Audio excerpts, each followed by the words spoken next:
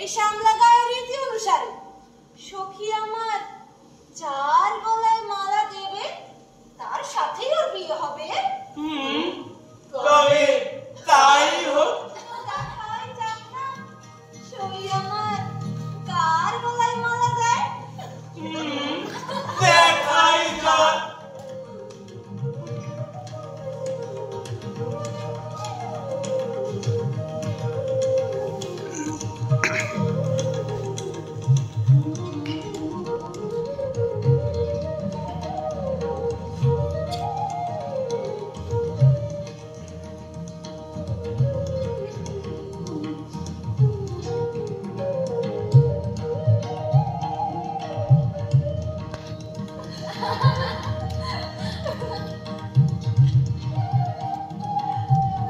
চন্দ্রমুখী, আমি রাজা। রাজ নির্দেশ অমান্য করে তোমরা যা অন্যায় করেছো তার শাস্তি তোমাদেরকে পেতেই হবে। মহারাজ, এরা আমাকে গাছে কালো বেঁধে রেখেছিল। যে রাজা প্রজাদের অমঙ্গল ডেকে আনে তাকে আমরা মানি না।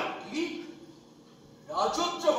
হ্যাঁ, ইন্দ্ররাজ্যে আমাদের নতুন রাজা, সে আমাদের সঠিক পথ দেখিয়েছে। চক্রান্ত, রাজার বিরুদ্ধে চক্রান্ত। আর তাছাড়া চন্দ্রমুখী স্বেচ্ছায় মালা দিয়েছে ইন্দ্রনাথের গলায়। চন্দ্রমুখী, কি শুনি?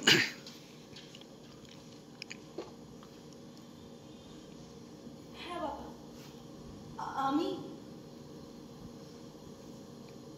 ইন্দ্রনাথকে ভালোবাসি। তবে তুমিও কি এইসব চক্রান্তকারীদের সাথে? সর্বনাশ হয়ে গেল গা, এই মহা সর্বনাশ হয়ে গেল। মহারাজ, আর সর্বনাশের বাকি কি রেখেছো? নীললোক তো পালিয়েছে, হৃদয়পুরের পান্থশালা ফাঁকা, আর যাওয়ার সময় শ্যামলা দেবী সিন্ধুক ভেঙে সোনা দানা হিরে মানিক্য সব নিয়ে পালিয়েছে। মহারাজ, ওখানেই তো আমাদের সমস্ত সম্পদ সঙ্গে ছিল।